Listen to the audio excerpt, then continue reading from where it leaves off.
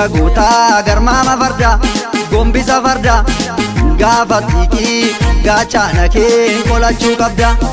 Goya goota garmaama farda gombisa farda gaafa tiikii gaachana kee qolachuu qabda. Goya goota kawaammatan waatu nam jala. Goya goota hayyuutu dubbatee biyya fala. Goya goota kan duuletu biyya mararfata. Goya goota kan baagoti haleeli shimalaan. Goya goota gumaatatti gumee dabalatu. Goya goota goroobadde abbaatu tolfata. Goya goota arjooma dhugaa fiixata harki. Goya goota sifaana bahee hin qabu shakki. Goya goota garmaama farda gombisa farda gaafa tiikii gaachana kee qolachuu qabda.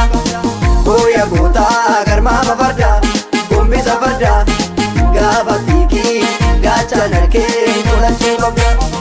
Goya goota saana macee darba hiddi. Goya goota faluu beekaa falata jagni. Goya goota of ta'uurra nuun ta'u gandi. Goya goota horaa furata gaaddisa lammi. Goya goota lafeen goota goota biqilche. Goya goota sanyii waa facaasan biqilti. Goya goota callaa daadhii galaan tolche. Goya goota barruu guuta seenan addatti.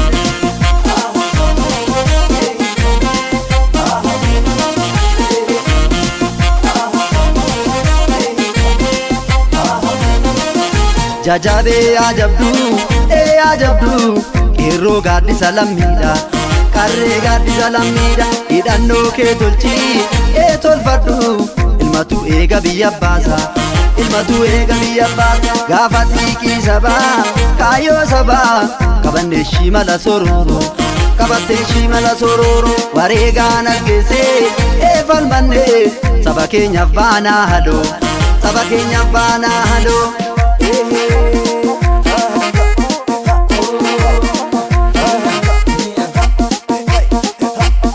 Gaalee awaabii sabaa angoonni qabat gaafa roorrooti gamee sidiina baqatu. Gaalee awaabii sabaa angoonni qabat gaafa roorrooti gamee sidiina baqatu. Gaalee awaabii sabaa waleeti awwaloomsa firuma. Gaalee awaabii sabaa waliin himu waliin himatu. Gaalee awaabii sabaa gurraan galimee gurra nabini. Gaalee awaabii sabaa yaa kormicha lammii dhaabbatu. Gaalee awaabii sabaa waleeti awwaloomsa firuma. Gaalee awaabii sabaa waliin himu waliin himatu. Gaalee awaabii sabaa gurraan galimee gurra nabini. Gaalee awaabii sabaa yaa kormicha lammii dhaabbatu. Gaalee awaabii sabaa angoonni qabat gaafa roorrooti gamee sidiina baqatu. Gaalee awaabii sabaa angoonni qabat gaafa roorrooti gamee sidiina baqatu. Gamee sidiina baqatu.